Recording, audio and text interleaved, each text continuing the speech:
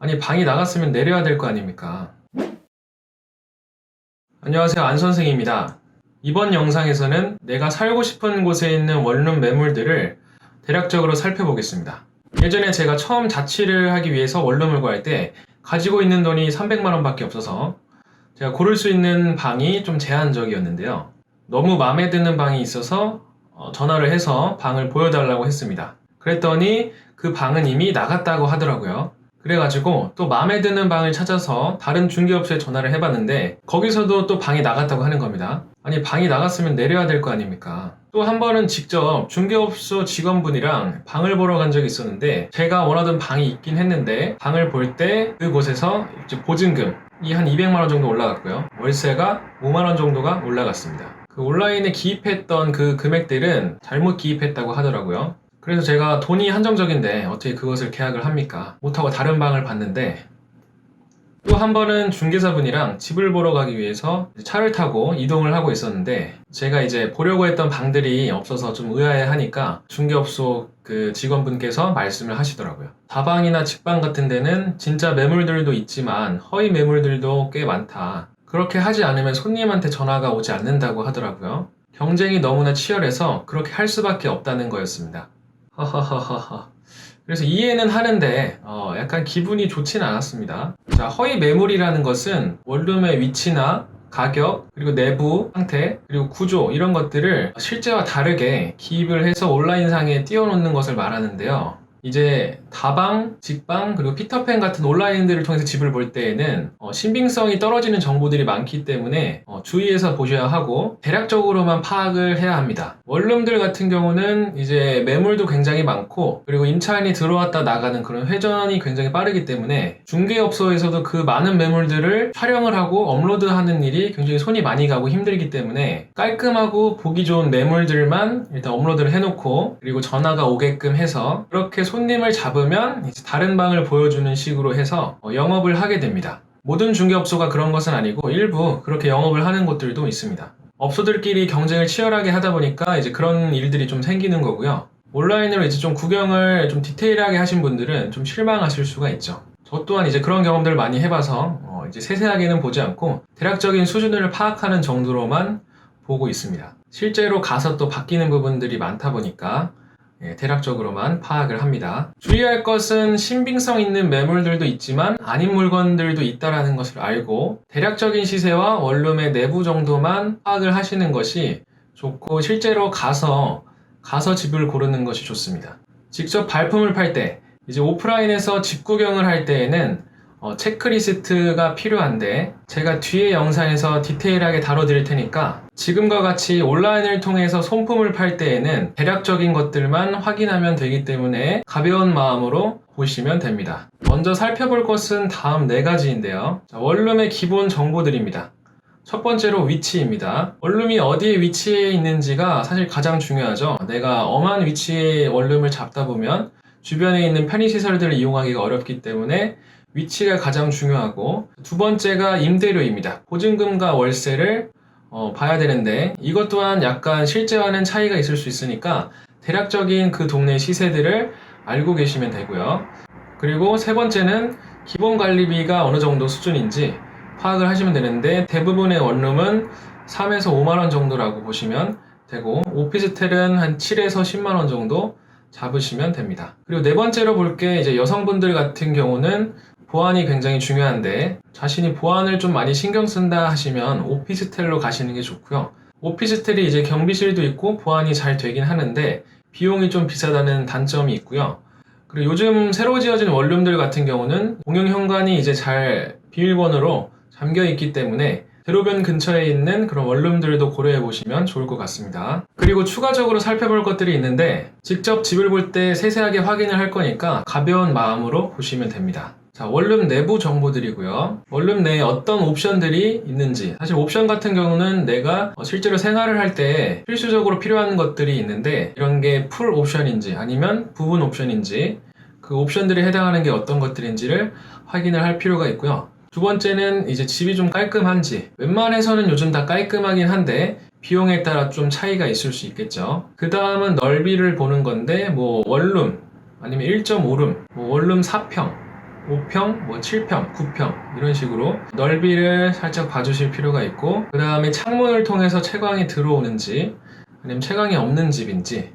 원룸들은 실제로 채광이 안 되는 곳들도 많습니다. 그래서 뭐 이런 것들을 파악할 수 있으면 좋고, 없어도 가서 보면 되니까 걱정하지 마시고요. 그 외에는 그냥 여러분들이 보고 싶은 부분들을 확인을 하시면 됩니다. 그래서 직접 제가 서칭하는 것들을 한번 보여드리도록 하겠습니다. 그냥 예를 들어서 해볼게요. 여기 숭실대학교가 있는데, 숭실대 주변에 원룸을 구한다 라고 해보겠습니다. 여기는 아파트들이 있고, 원룸은 여기 위쪽이랑 아래쪽이 있는데, 이 아래쪽에서 원룸을 구하고 싶다고 해볼게요. 저는 이쪽에 좀 구해보고 싶네요. 이쪽에 원룸들을 보게 되면 전세가 뜨는데, 이제 월세 기준으로 해보겠습니다. 자, 원룸 월세로 했을 때 이제 한번 살펴볼게요. 가격대는 제가 보증금이 500만원에 40만원까지 된다고 해보겠습니다. 자, 그래서 원룸을 한 번씩 보겠습니다.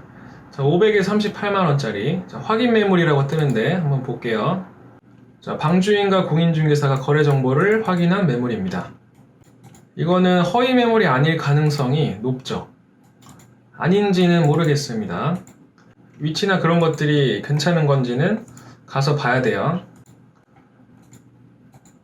자, 집들 보면 깔끔하죠. 넓진 않아요. 제가 봤을 때 한 4평 5평도 안 되는 것 같은데 4평 정도 되는 것 같아요. 4.5평? 4평? 자, 우리가 확인할 거는 오른쪽에 화면에 보이듯이 임대료.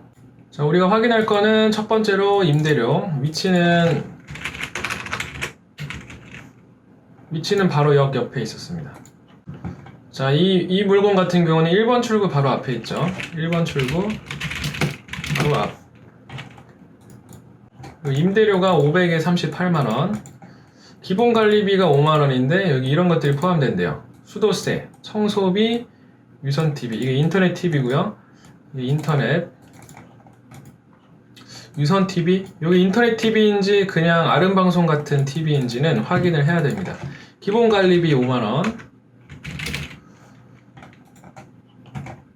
주차 불가, 단기 임대 불가. 이 정도 정보가 있고, 엘리베이터가 없는 3층. 보안이 어느 정도인지는 가서 확인을 해야 되고. 옵션. 자, 옵션은 여기 써 있는데 요게 이제 잘 안 맞을 때가 있으니까 요거랑 그 다음 사진들 보면서 확인을 하시면 돼요. 옵션이 이제 에어컨, 세탁기, 전자레인지 냉장고,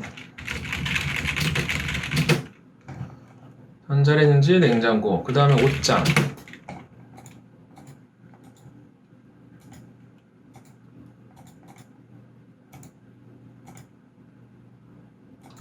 다음 뭐 신발장이랑 뭐 이런 것들이 있는데, 보면은 여기 옵션에 책상이라고 써 있는데 이건 없는 거죠.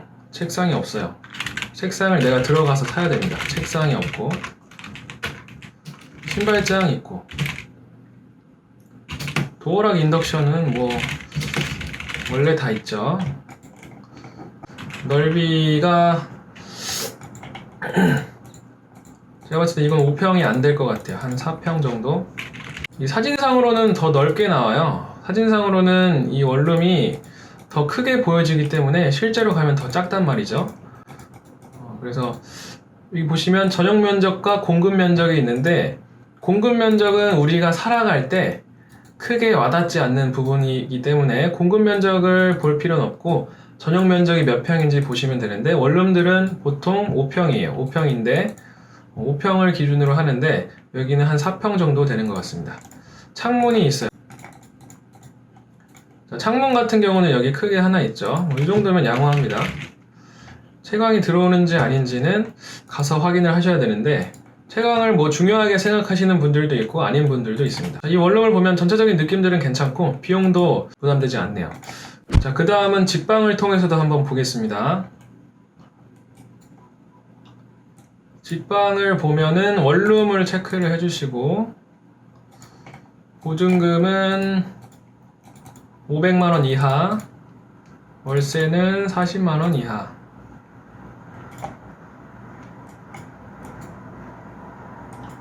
자, 아까 다방 같은 경우는 여기 물건이 굉장히 많았는데 여긴 또 없죠.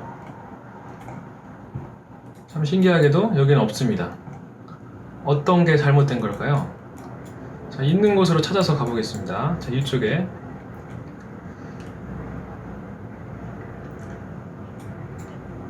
자, 한 가지 눌러볼게요. 자, 여긴 더 좁죠? 한 3.5평 정도 되는 것 같아요. 야, 진짜 좁다. 500에 37. 역 근처 500에 37. 6층 중에 2층. 기본 관리비가 8만원. 자, 보세요. 이 기본 관리비도 천차만별입니다. 관리비 포함이 가스, 수도, 인터넷. 가스, 수도, 인터넷. 전기 빼고. 가스, 수도 포함.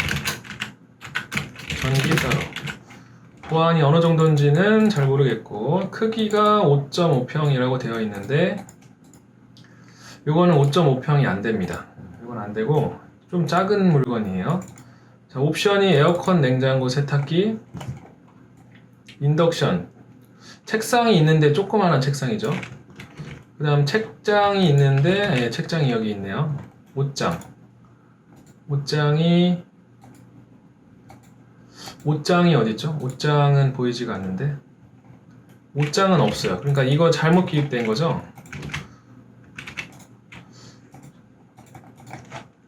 옷장은 없고, 신발장이 어디 있습니까? 신발장 없습니다. 신발장 없고, 싱크대 있죠. 자, 이렇게 있고, 한 개 더 볼게요. 자, 좀 저렴하고 좋아 보이는 거.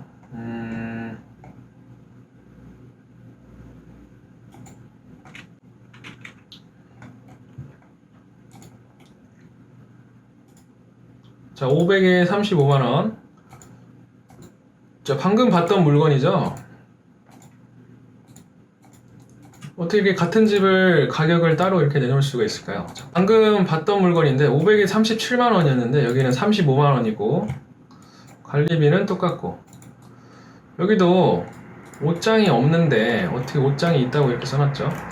이런 경우들이 굉장히 많아요. 그러니까 직방, 다방, 뭐 피터팬 같은 경우가, 그러니까 이거 세세하게 다 써주면 좋긴 한데 뭐 바쁘니까 그런 것들이 좀 힘들 수 있겠죠. 그래서 우리는 대략적으로만 파악을 하면 되고, 가서 체크를 하시면 된다. 체크리스트를 가지고 가서 확인하시면 되고, 그거에서 이제 부족한 것들이 있으면 월세를 깎으면 되는 거고, 아니면 그런 것들을 해달라고 요구를 할 수가 있는 겁니다. 자, 다방에서 또 하나 볼게요. 다방은 여기 이렇게 집이 많은데 이게 다 허위일 가능성도 있다는 거죠. 자, 이렇게 좋아 보이는 것들을 한번 볼게요. 300에 30만원. 엄청 싸죠? 엄청 싸요. 300에 30만원인데 내부가 너무 좋아요. 가격이 이렇게 저렴하고 내부가 정말 깔끔하고 이쁘다 하면은 거의 허위 매물이라고 보시면 됩니다. 여기는 3층. 임대료가 300에 30. 기본 관리비가 여기는 3만원이에요. 3만원. 여기는 기본 관리비가 3만원이네요. 자, 이렇게 써놓은 것들도 사실 가면 바뀔 수가 있어요. 그래서 그냥 저거만 놓고 주차는 안 할 거고, 월세가 300에 30. 옵션 같은 경우는 이렇게 적혀 있는데 이것도 또 허위인 경우가 많죠. 그래서 한번 살펴볼게요. 옵션은 세탁기 있고요. 세탁기, 책상, 그다음 침대. 여기 옷장이 있네요. 이쪽에 인덕션 이 정도 있고, 아까 적어놓은 걸 보면 전자레인지가 어디 있습니까? 전자레인지가 없어요. 전자레인지,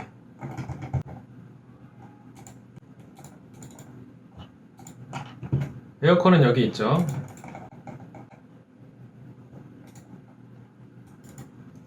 세탁기 있고, 그리고 TV가 없습니다. 네, TV가 없어요. 신발장, 냉장고가 있나요? 냉장고가 요건 것 같아요. TV는 없습니다. 저는 더 보고 싶은데 이 정도만 보면은 충분히 스스로 구경하시는 건 할 수 있을 것 같아요. 이제 주의하셔야 될 거는 여기 써있는 조건들이 안 맞는 경우들이 많기 때문에 대략적인 것들만 살펴보고 대략적인 수준들만 알고 그 다음에 이제 직접 내가 원하는 조건들을 가지고 중개사를 만나서 집을 보시는 것이 여러분들의 시간을 아낄 수 있는 방법입니다.